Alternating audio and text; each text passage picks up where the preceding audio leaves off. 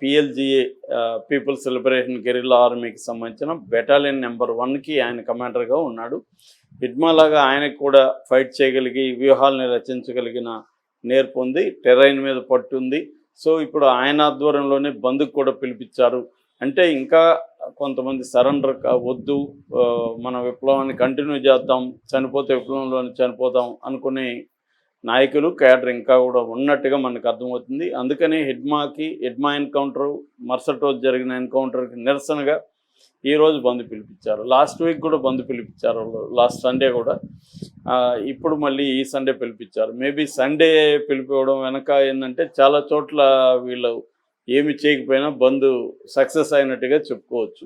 అయితే పోలీసులు మాత్రం సీరియస్గా తీసుకున్నారు.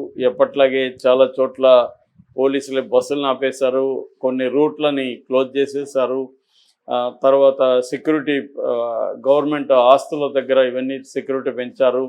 అట్లాగే ఎమ్మెల్యేలు, తర్వాత ఇతర పొలిటికల్ పార్టీ లీడర్లు, అధికారులు ఈ ఏజెన్సీ ఏరియాలో అంటే అడవులకు సంబంధించిన ఏరియాలో ఉండొద్దు అని చెప్పి వాళ్ళందరినీ కూడా మైదాన ప్రాంతాలకి పక్కనున్న టౌన్లకు వెళ్ళిపోమని పోలీసులు విజ్ఞప్తి కూడా చేశారు. వాళ్ళందరూ కూడా తగిన జాగ్రత్తలు తీసుకుంటున్నట్టుగా తెలుస్తుంది.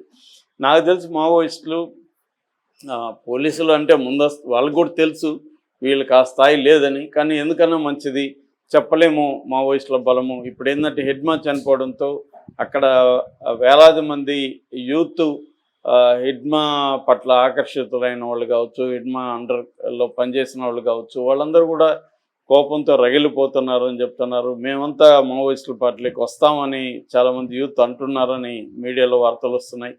అలాగే ఏమున్నా ఆగ్రహం ఉన్న యూత్నంతా కూడా ఆర్గనైజ్ చేసి ఏదన్నా పెద్ద ఎమ్మెల్యేనో లేకపోతే మంత్రినో కిడ్నాప్ చేయడమో, అరెస్ట్ చేయడమో, అంటే వాళ్ళు పట్టుకెళ్ళి చంపడమో లేకపోతే కిడ్నాప్ చేయడమో ఉండే అవకాశాలను అయితే పోలీసులు కొట్టిపారేయట్లేదు. అందుకని హిడ్మా చనిపోయిన తర్వాత కూడా ఆ ఏరియాలో కూంబింగ్ అయితే పెద్ద ఎత్తున జరుగుతున్నట్టుగా మీడియాలో విజువల్స్ వస్తున్నాయి.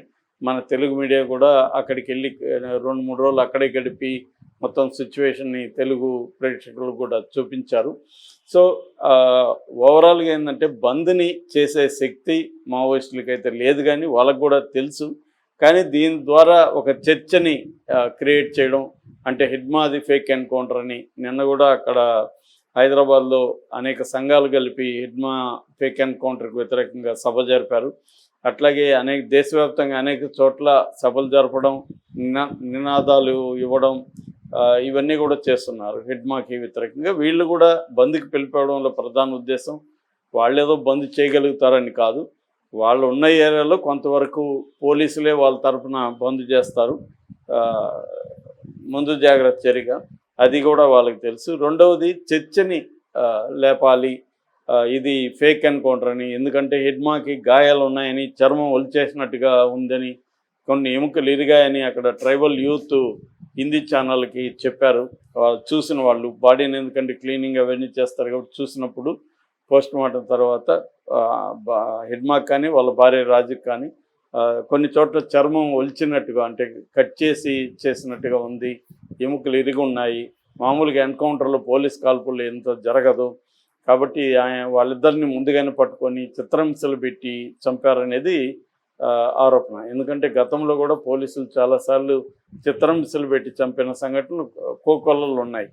సో అలాగే చేశారని చెప్తున్నారు. అందువల్ల ఇదంతా చర్చలోకి రావడం కోసమే బంద్కి పిలిపించినట్టుగా మనకు అర్థం చేసుకోవచ్చు. అంటే ఇది ఒక రకమైన నిరసన తెలియజేయడం హిడ్మాకి ఎన్కౌంటర్కి వ్యతిరేకంగా. దాని తర్వాత తమ ఉనికిని కూడా కాపాడుకోవడం, అంటే మేము మావోయిస్ట్ పార్టీ కంప్లీట్గా ఏమీ డెడ్ కాలేదు, మేము ఇంకా స్టిల్ వీఆర్ అలైవ్ అనేది చాటి చెప్పడం కూడా ఒక ఉద్దేశంగా కనపడుతుంది.